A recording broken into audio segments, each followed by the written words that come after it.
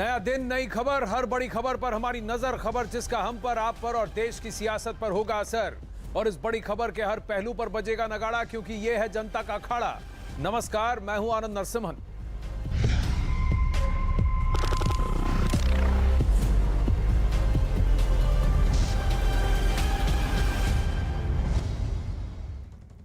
अखाड़ा में आज सबसे पहले बात शायर मुनव्वर राना की, जो अपने बेटे की गिरफ्तारी पर बुरी तरह भड़के हुए हैं।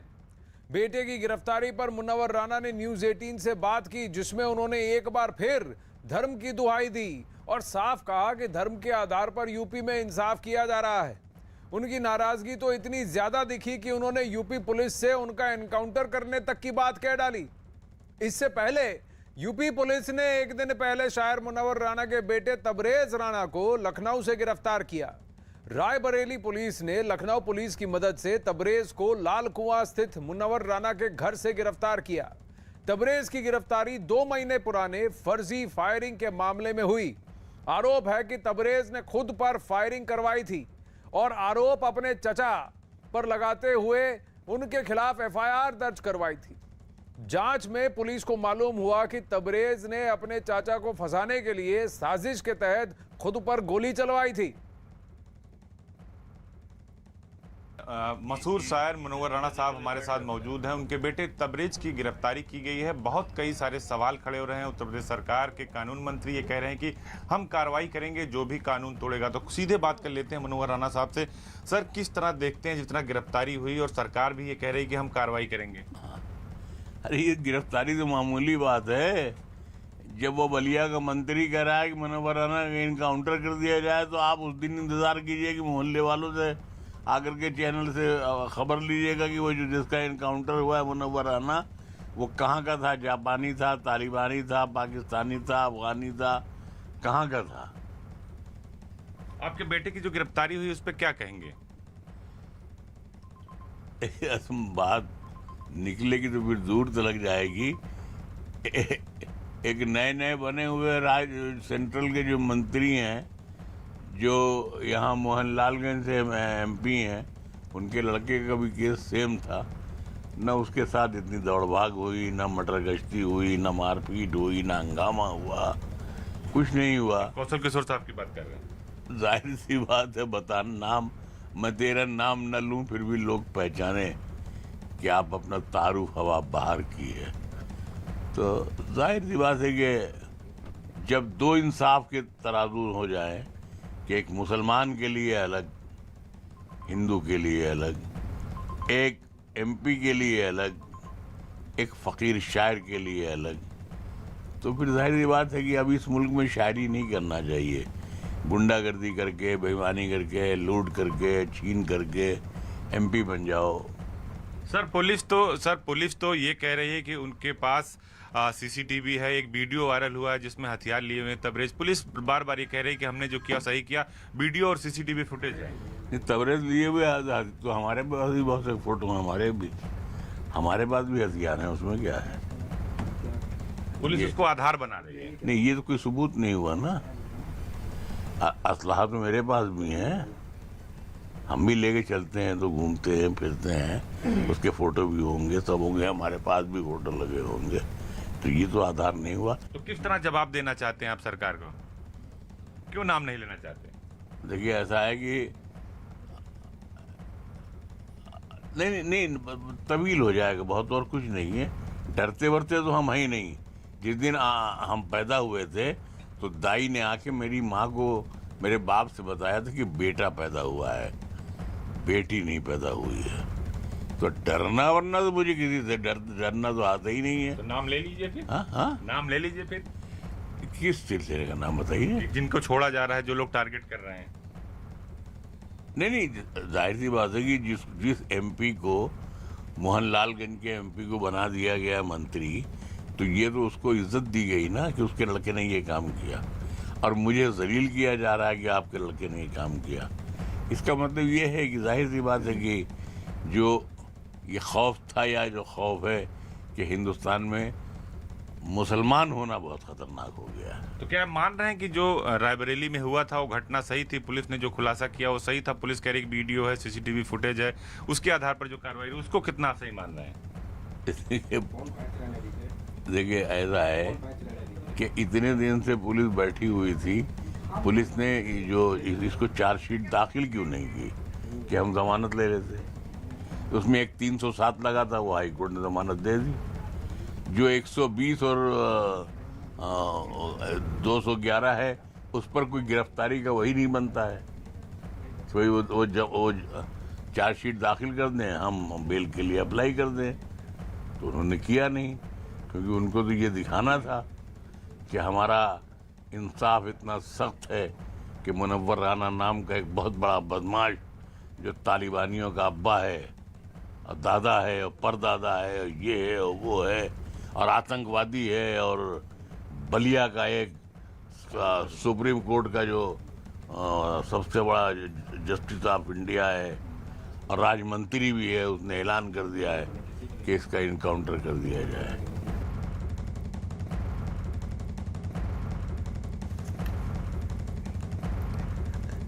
अजीत सिंह जुड़ रहे हैं हमारे साथ। मुनव्वर राना ने इसे हिंदू मुसलमान का पहलू दे दिया, ये कह दिया कि हिंदुस्तान अब मुसलमान के लिए खतरनाक है। बात इसके उनके बेटे की अपने चाचा पर और गलत आरोप लगाने की और फर्जी फायरिंग वाले केस में थी।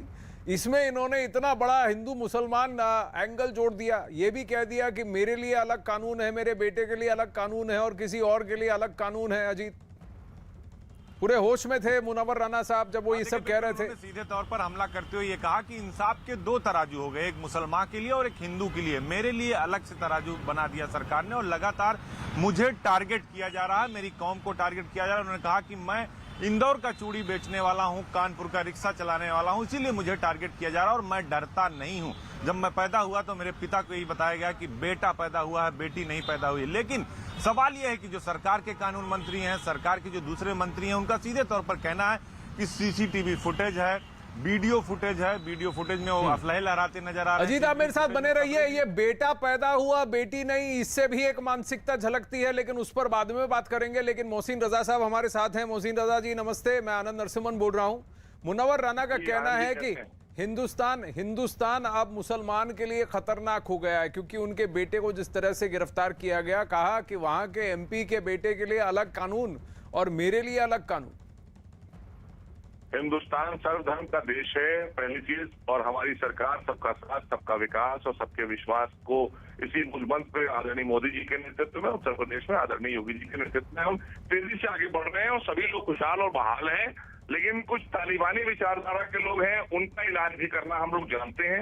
इसलिए ऐसे लोगों का जब इलाज होगा तो वो अपने को मुसलमान कहने लगते हैं और फिर जब पकड़े जाते हैं तो बहुत से लोग कहते हैं कि भाई अपराधियों का कोई धर्म नहीं होता है, आतंकवादियों का कोई धर्म नहीं होता है। ऐसे ही लोग हैं जो समाज में भ्रांतियां फैलाते हैं और इसी आड़ में अपने उल्लू सीधा करते हैं। उसी में ये भी हैं जिनका आप दिखा रहे हैं, जिनके बारे में आप बता रहे हैं। इन्होंने अपना उल्लू सीधा किया। ये हमेशा पूरी जिंदगी इन्होंने शायरी की और शायरी में भी इन्होंने नफरत के ही गीत गाए। इन्होंने मोहब्बत के पैमाने कभी नहीं पढ़े। हम पूरी शायरी इनकी उठाकर दिखा सकते हैं।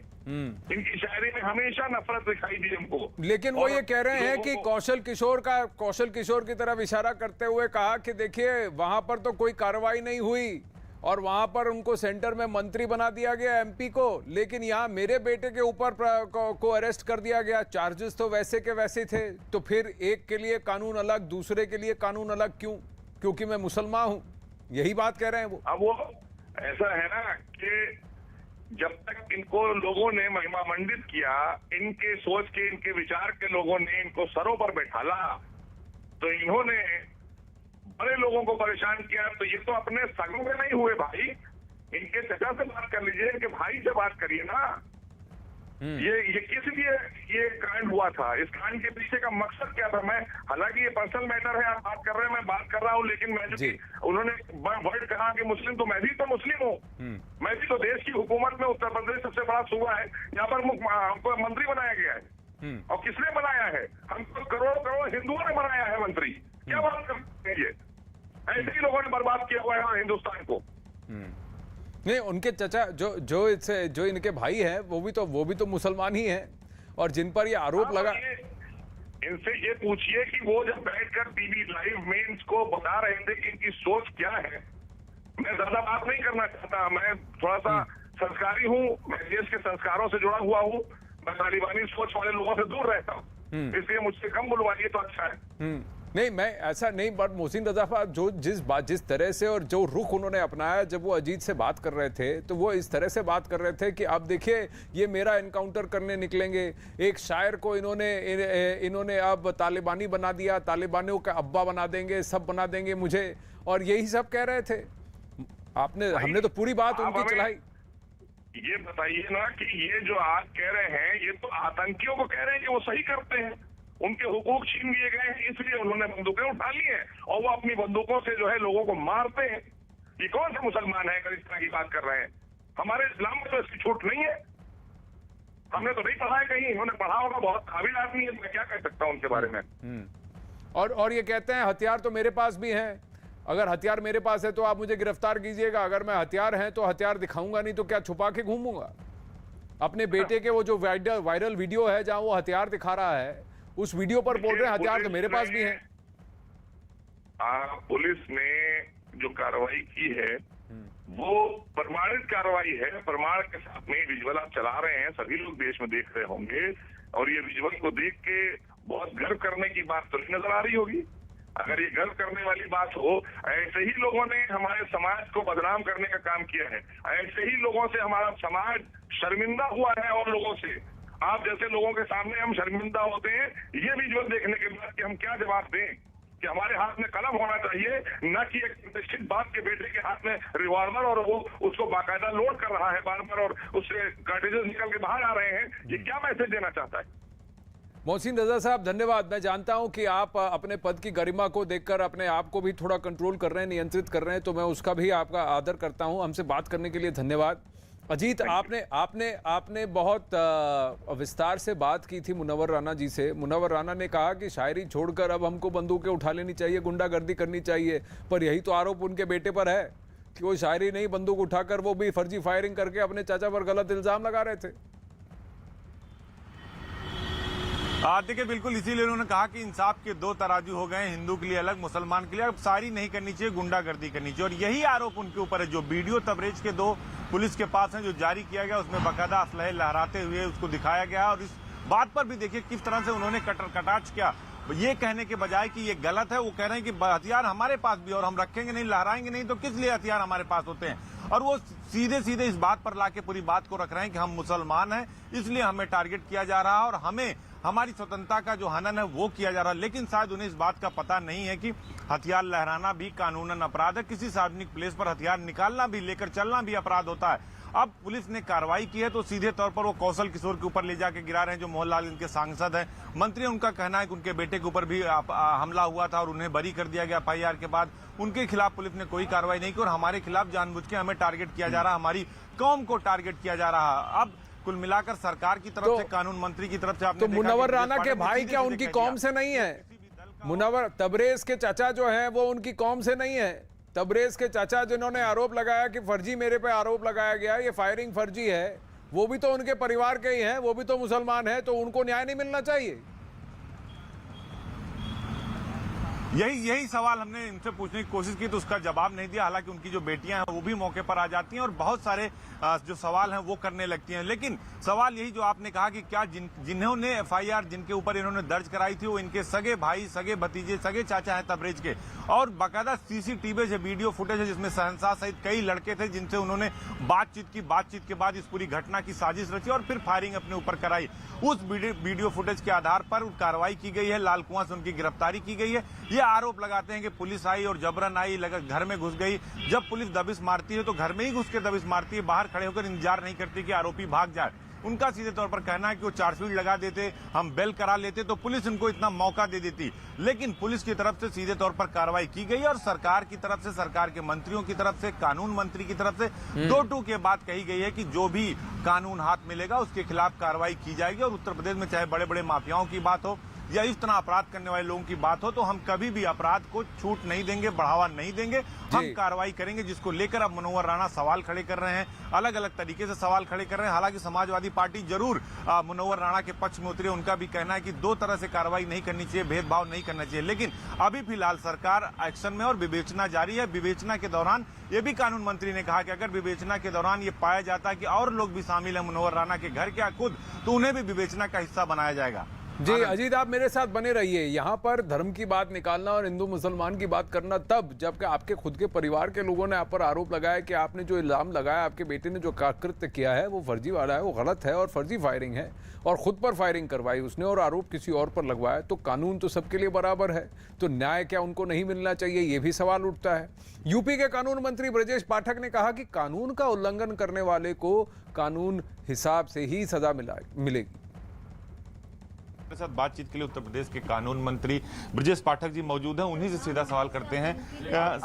सर ये बताइए कि जिस तरह से मनोहर राणा के बेटे तबरेज ने अपने ऊपर गोली चलवाई, दूसरे पर आरोप लगाया और अब पुलिस ने कल उसकी यहां से गिरफ्तारी की और पूरा पर्दाफाश कर दिया कि उसने खुद साजिश रची। देखिए, जिस ढंग से रायबरेली में घटना घटी तो सरकार ने उसकी बिंदुवार जांच कराई उच्च अधिकारियों के माध्यम से। चूँकि किसी बड़े नामचीन परिवार का मामला था, उस पूरी जांच में ये स्पष्ट हुआ कि ये स्वयं ही ऐसा कृत्य किए हैं। और हमारी सरकार का प्रथम दायित्व है, यदि कोई भी व्यक्ति कानून हाथ में लेगा, कानून तोड़ेगा, तो कितनी भी पहुंच का व्यक्ति हो उसके खिलाफ हम कानून के तहत कड़ी कार्रवाई करेंगे। मनोहर राणा ये भी कह रहे हैं कि हमारे ऊपर कार्रवाई की रही है, बहुत सारे ऐसे सरकार से जुड़े भी लोग हैं जिनके बेटे ने गोली चलवाई। कौशल किशोर का नाम ले रहे हैं। ऐसा कोई भी व्यक्ति जो कानून तोड़ेगा, कानून सबके लिए बराबर है। हम जांच के उपरांत सभी के खिलाफ कड़ी कार्रवाई करते हैं। मनोहर राणा ने यह भी कहा था कि तो तालिबान ने जो किया वो ठीक किया, तालिबान का समर्थन भी कर रहे थे। देखिए, जो हमारा भारतीय संविधान है, भारत माता के प्रति समर्पण का भाव है। भारत में सभी नागरिकों को उसके प्रति सम्मान बनाए रखना होगा। यदि इसमें जरा भी कहीं कोई गड़बड़ी पाई जाती है तो कानून के सम्मत धाराओं में जरूर कार्रवाई होगी। हम तो यूपी के कानून मंत्री कहते हैं कानून सबके लिए बराबर है और कानून का उल्लंघन जो करेगा तो कानून के तहत ही उसको सजा मिलेगी। वहीं समाजवादी पार्टी के नेता सुनील साजन ने मुनव्वर राणा के बेटे पर क्या कुछ कहा, आइए सुनते हैं। मुनव्वर राणा ने सरकार पर आरोप लगाया है कि सरकार दोपक्षी कार्रवाई करती है। वहीं जब कौशल किशोर के बेटे पर एफआईआर होती है, खुद पर हमला कराने का मामला आता है, तो सरकार मौन हो जाती है और उनके बेटे के खिलाफ कार्रवाई कर रही। हम केवल सरकार से एक ही अनुरोध करेंगे, जो कानून तोड़े, जो संविधान के खिलाफ कार्रवाई करे, वो आपके दल का हो या दूसरा कोई हो, उसके खिलाफ कार्रवाई कानूनी तौर पर होनी चाहिए। किसी को फंसाना और किसी को बचाना ये सरकार का काम नहीं है। जिसके खिलाफ जिस धारा में मुकदमा है उसको कौन सी सजा मिल सकती है, ये सरकार तय करे।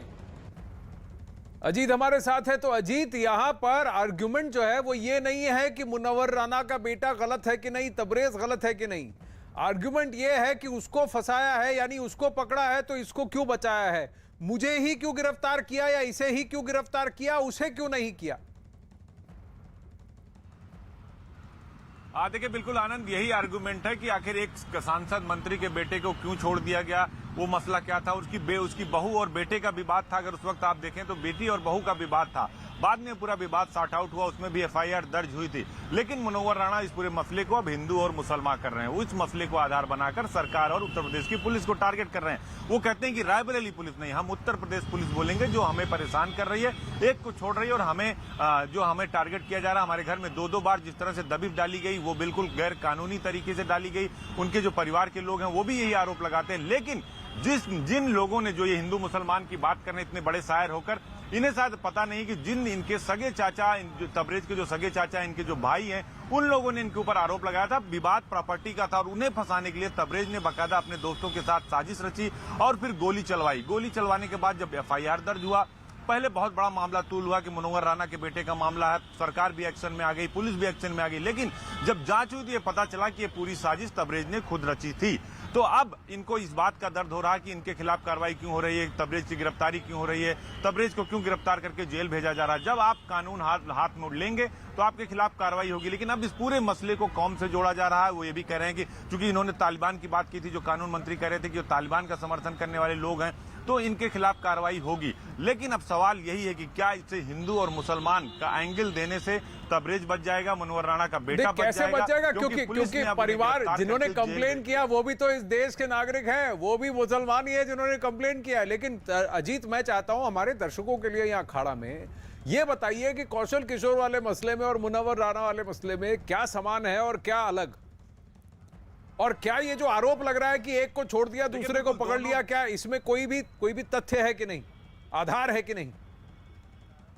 देखिए बिल्कुल अभी दोनों दो तरह के मसले हैं आनंद। कौशल किशोर सांसद का जो बेटा और बहू का मामला था, उनका आपसी विवाद हुआ था और उसके बाद ये पूरा मसला हुआ था, जिसके बाद कौशल किशोर के बेटे के साथ साथ खुद कौशल किशोर पहुंचे थे थाने और उन्होंने कहा कि इस पूरे मसले पर एफआईआर दर्ज की जाए। खुद सांसद ने एफआईआर दर्ज करवाई थी पुलिस से कहकर, जो यहाँ के पुलिस कमिश्नर है उनसे।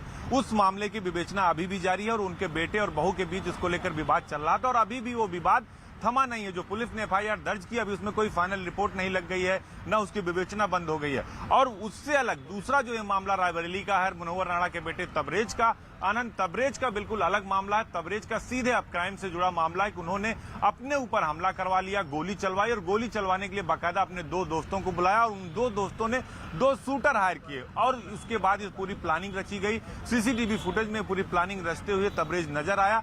बाद में पुलिस ने पूरे मसले का खुलासा किया, सीसीटीवी फुटेज को सामने रखा और उसके बाद उनकी गिरफ्तारी के लिए उनके घर पे दबिश दी गई और काफी समय बाद 1-1.5 महीने बाद अब तबरेज की गिरफ्तारी का लाल कुआं, उनके मकान जो फ्लैट है वहां से गिरफ्तारी कर ली गई। तो दोनों बिल्कुल अलग अलग मामले और दोनों में एफआईआर दर्ज है। एक की विवेचना चल रही है, दूसरे में इनकी गिरफ्तारी कर ली गई क्योंकि इसमें दूसरा पक्ष इनके सगे चाचा थे, तबरेज के चाचा थे, भतीजे से जिनके खिलाफ इन्होंने एफआईआर दर्ज कराई थी कि उन्होंने मेरे ऊपर जानलेवा हमला किया। तो ये दोनों बिल्कुल अलग अलग मामले और पुलिस अभी दोनों मामले में भी विवेचना कर रही है। अभी चार्जशीट किसी मामले में दाखिल नहीं हुई है। यही बात मुनव्वर राणा कह रहे थे कि चार्जशीट पुलिस दाखिल कर देती तो हम बेल करा लेते, 307 में हमने बेल करा ली। तो उनके हिसाब से अगर पुलिस काम करे तो फिर पुलिस के काम करने का तरीका कैसे रह जाएगा, उनके हिसाब से कैसे हो जाएगा। पुलिस ने अपने तरीके से काम किया। जो रायबरेली के एसपी हैं श्लोक, उनका सीधे तौर पर यह कहना है कि जो साक्ष्य हमारे पास, जो बयान है, जो हमारे पास वीडियो फुटेज है, जो हमारे पास सीसीटीवी फुटेज है, उसके आधार पर हमने कार्रवाई की और उसमें यह साबित हो चुका है कि तबरेज ने खुद अपने ऊपर साजिश रचकर गोली चलवाई और एक सनसनी, एक पैनिक क्रिएट किया। आनंद जी अजीत, तो यानी दोनों मसले अलग अलग, लेकिन इसको कौमी रुख देकर इससे बचने की कोशिश। लेकिन फिलहाल अखाड़ा में बड़ी खबर, नई ड्रोन नीति पर प्रधानमंत्री नरेंद्र मोदी ने ट्वीट किया है कि अपने क्षेत्र के लिए ऐतिहासिक है ये पल, क्योंकि मंजूरी मिलने में रुकावट अब कम होगी। ड्रोन टेक्नोलॉजी की वजह से कई सारी स्टार्टअप कंपनियों को बहुत फायदा होगा, युवाओं को इनोवेशन में मौका मिलेगा, मदद मिलेगी, नई खोज, व्यापार के लिए कई सारी संभावनाएं बनेंगी। भारत में ड्रोन के कमर्शियल यूज के लिए बहुत सारे नियम अब बने हैं। ड्रोन रूल्स 2021 जो है अब जारी हो चुके हैं। नई ड्रोन नीति पर प्रधानमंत्री नरेंद्र मोदी का ट्वीट, और इसकी वजह से कई सारे रोजगार के नए एवेन्यूज खुलेंगे, मौके आएंगे और साथ ही स्टार्टअप कंपनीज के लिए बहुत बड़ी बात है ये नई ड्रोन नीति पर प्रधानमंत्री का ट्वीट। अमित पांडे जुड़ रहे हैं। अमित, इसका बहुत खुले दिल से स्वागत किया गया है इस नई ड्रोन नीति का, क्योंकि कई महीनों से, इनफैक्ट कुछ वर्षों से इसका इंतजार था। जी बिल्कुल, ड्रोन को लेकर पहली बार भारत सरकार की ओर से एक नीति, एक नियम बनाए गए हैं और इन नियमों के तहत जो सबसे ज्यादा फायदा होता हुआ दिख रहा है भारतीय ड्रोन इंडस्ट्री को होता हुआ दिख रहा है, क्योंकि पहले बहुत ज्यादा औपचारिकताएं पूरी करनी पड़ती थी, अब वह औपचारिकताएं कम पूरी करनी पड़ेंगी। मसलन पहले आनंद 25 फाइलों को क्लियर करना होता था, लेकिन अब सिर्फ 5 फाइलें ही क्लियर करनी होंगी अप्रूवल के लिए। दूसरा, जो 300 केजी पहले ड्रोन को अलाउ होता था, अब 500 केजी तक अलाउ कर दिया गया है। तीसरा, पहले सिक्योरिटी क्लियरेंस की जगह जगह पे जरूरत पड़ती थी, अब सिक्योरिटी क्लियरेंस की जरूरत नहीं पड़ेगी। और चौथा, जो भी ड्रोन ऑपरेट करना चाहता है उसको DGCA से unique identification number digital sky platform के जरिए उसको जारी होगा और उसी नंबर के मुताबिक वो अपने ड्रोन एयरक्राफ्ट का साइज, एयरक्राफ्ट की रिक्वायरमेंट वो अपना उसमें मेंशन करेगा और एक केंद्रीय कार्यालय में वह अपने आप अपडेट होता रहेगा। तो बेहद आसान बनाने की कोशिश की गई है और आने वाले दिनों में ड्रोन के जरिए व्यावसायिक जो गुड्स है, कमर्शियल गुड्स है, उनके भी ट्रांसपोर्टेशन की समुचित व्यवस्था की गई है इस नीति में। जी, और DGFT की तरह ड्रोन की इंपोर्ट यानी कि उसके आयात की भी बात की जाएगी और ड्रोन कॉरिडोर्स को भी डेवलप किया जाएगा ताकि इसको फिर डिलीवरी में भी यूज किया जाए। प्रधानमंत्री नरेंद्र मोदी ने ड्रोन को लेकर बनाए गए नए नियमों की तारीफ करते हुए ट्वीट किया और लिखा कि ड्रोन पर बनाए गए नए नियम भारत में इस क्षेत्र में एक ऐतिहासिक क्षण है। ये नए नियम भरोसे और सेल्फ सेटिस्फैक्शन के आधार पर बने हैं। इन नए नियमों में अनुमति मिलने और दूसरी बाधाओं को काफी कम कर दिया गया है, 25 से 5 गिरा दिए गए हैं और नए ड्रोन नियम से नए स्टार्टअप और युवाओं को इस क्षेत्र में काम करने में मदद मिलेगी। इससे बिजनेस और नई खोज में अपार संभावनाएं भी मिलेंगी। और इस खबर के साथ अखाड़ा में लेंगे एक छोटा सा ब्रेक, बने रहिए। अखाड़ा में आपका एक बार फिर से स्वागत है। अफगानिस्तान के मुद्दे पर केंद्र को मिले विपक्ष का समर्थन, इस खबर से शुरुआत करते हैं। अफगानिस्तान संकट पर दिल्ली में आज सभी दलों की बैठक हुई। इस बैठक में विदेश मंत्री एस जयशंकर, प्रहलाद जोशी के साथ साथ शरद पवार, मल्लिकार्जुन खड़गे, आनंद शर्मा और असदुद्दीन ओवैसी समेत विपक्ष के तमाम नेता भी मौजूद थे। बैठक में विदेश मंत्री सुब्रमण्यम जयशंकर ने सभी पार्टियों को अफगानिस्तान संकट पर भारत की तरफ से उठाए गए कदमों की जानकारी दी। बैठक के दौरान विदेश मंत्री जयशंकर ने बताया कि अफगानिस्तान में स्थिति बेहद खराब है और भारत सरकार अफगानिस्तान में फंसे ज्यादा से ज्यादा लोगों को वहां से निकालने की कोशिश कर रही है। जयशंकर ने कहा कि सरकार इस मुद्दे पर फिलहाल वेट एंड वॉच पॉलिसी अपना रही है कि आगे किस तरह का रुख और कैसा रवैया होना चाहिए भारत का। अफगानिस्तान के मुद्दे पर विपक्ष ने केंद्र सरकार के कदम का समर्थन किया। सभी दलों ने अफगानिस्तान में भारतीयों को निकालने के लिए विदेश मंत्री एस जयशंकर की तारीफ की और बधाई भी दी। विक्रांत यादव इस वक्त हमारे साथ हैं और मेजर जनरल ध्रुव कटोच भी हमारे साथ हैं, रक्षा विशेषज्ञ। लेकिन मैं सबसे पहले विक्रांत से जानना चाहूंगा, विक्रांत, विपक्ष और सरकार, पूरा भारत एकजुट है इस बात पर कि वहां से जितने लोगों को निकाला जा सके उन्हें निकाला जाए और इवैक्यूएशन पे फोकस हो और आगे का रुख रवैया तब डिसाइड होगा जब वहां तालिबान में आ गए, अफगानिस्तान में आगे क्या करने वाला है तालिबान और कैसे बनेगी सरकार, उसके बाद रवैया तय हो। देखिए बिल्कुल आनंद, आज बैठक में विदेश मंत्रालय की तरफ से यही बताया गया कि सबसे पहले जो भारत की सबसे पहली प्राथमिकता थी कि अपने सभी नागरिकों का एक सेफ इवैक्यूएशन हो जाए, उनको सुरक्षित वापस लाया जा सके, क्योंकि वहां पर स्थिति लगातार खराब हो रही थी। और जिस तरीके से जानकारी दी गई, प्रेजेंटेशन दिया गया, किस तरीके से पूरा ऑपरेशन नारी शक्ति चलाया गया, कैसे अपने लोगों को निकाला गया, विपक्ष ने भी इसकी काफी प्रशंसा की। और जो हमें जानकारी मिल रही है सूत्रों से कि बैठक में मौजूद तमाम विपक्ष के नेताओं ने इस बात के लिए विदेश मंत्रालय और विदेश मंत्री की तारीफ की कि जिस तरीके से ये पूरा अपने नागरिकों को निकालने का अभियान चलाया गया वो काबिले तारीफ है। अब रही बात कि आगे क्या, क्योंकि सभी ये भी जानना चाहते थे कि अब आगे क्या किया जाएगा, तो इस मामले में सरकार की तरफ से ये बताया गया कि अभी वेट एंड वॉच की भूमिका में भारत है और भारत पहले ये देखना चाहता है, पूरा नाप तोल करके ये देखना चाहता है कि किस तरीके से अफगानिस्तान में स्थितियां बदलती है, कैसे वहां पर माहौल बदलता है, क्या होता है आगे। उसी के आधार पर भारत अपने हितों को सर्वप्रथम रखते हुए बाकी चीजों पर फैसला लेगा।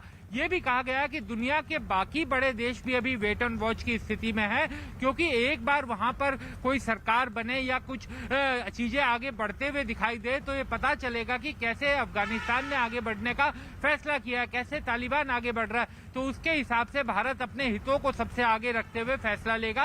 लेकिन निश्चित तौर पर आनंद, ये बैठक इस लिहाज से बहुत महत्वपूर्ण मानी जाएगी कि हिंदुस्तान के तमाम राजनीतिक दलों के नुमाइंदे यहाँ पर पक्ष और विपक्ष को बुला करके सर्वदलीय बैठक के लिए मौजूद हुए। और निश्चित तौर पर इस बैठक से जो आवाज निकलेगी वो संपूर्ण भारत की आवाज है और विपक्ष को भी इस मसले पर सारी जानकारी देना ये सरकार का कर्तव्य भी है और जिम्मेदारी भी, क्योंकि विपक्ष भी लोगों की नुमाइंदगी करते हैं। तो सरकार ने एक बड़ी कदम उठाते हुए, बड़ी पहल करते हुए विपक्ष को इस बैठक के लिए बुलाया और तमाम जानकारियों से उन्हें अवगत करवाया।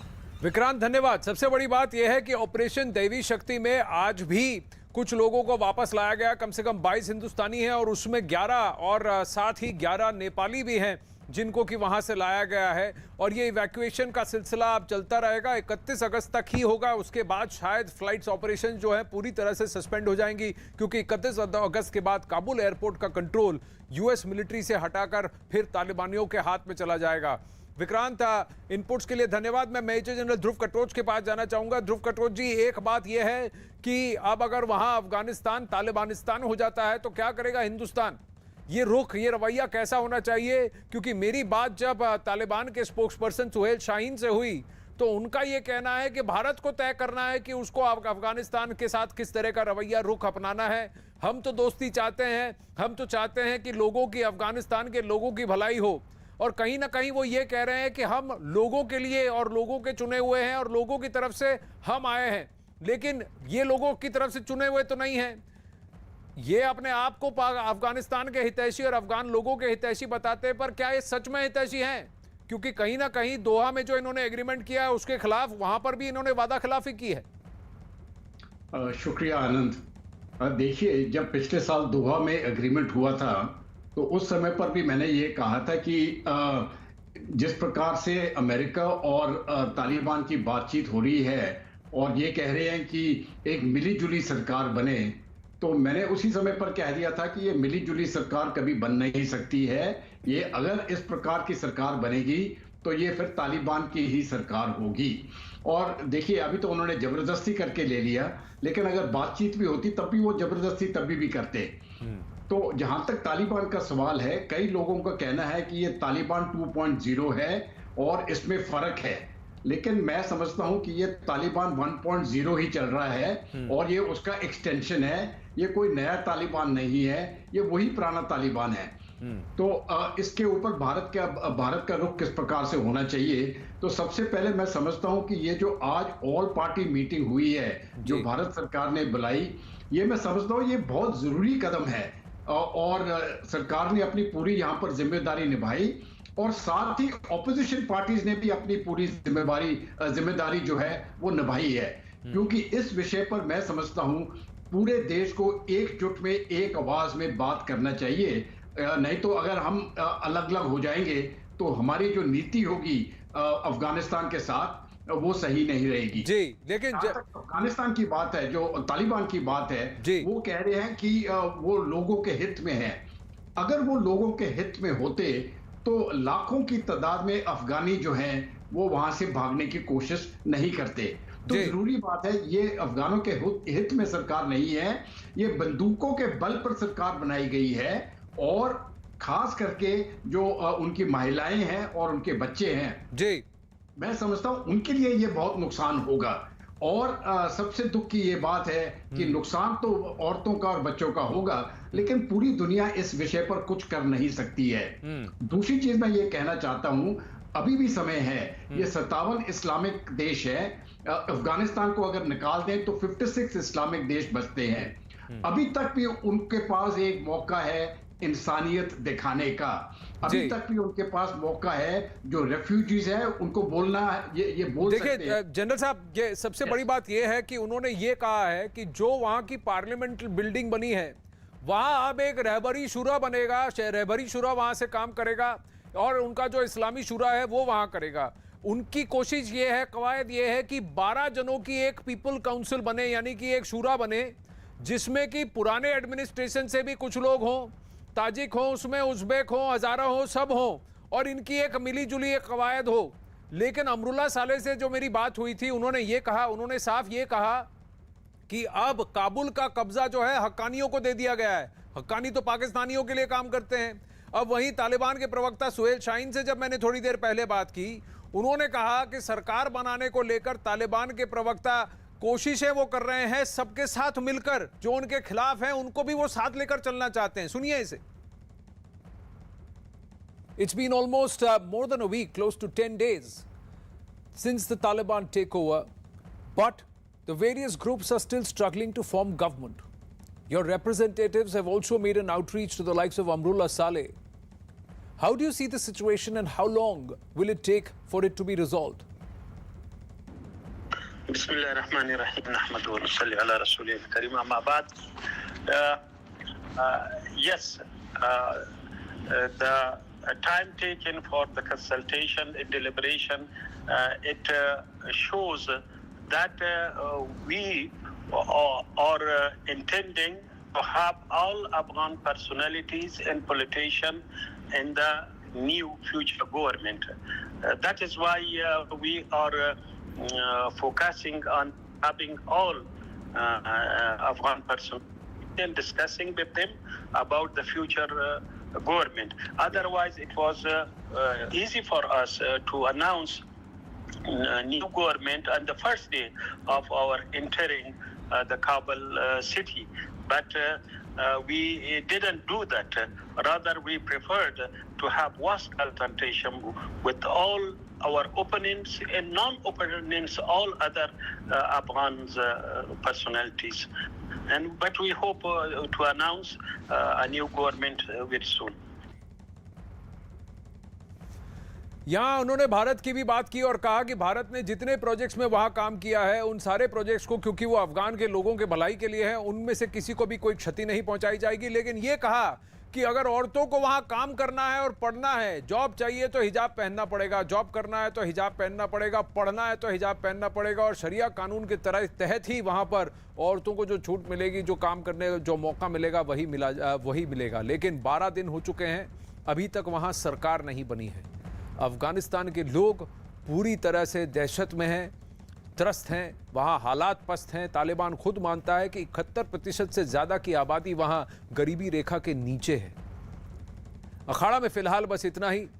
वक्त हो चला है आपसे नमस्ते कहने का, लेकिन खबरें जारी रहेंगी न्यूज़ 18 इंडिया पर। शिवानी के साथ बने रहिए।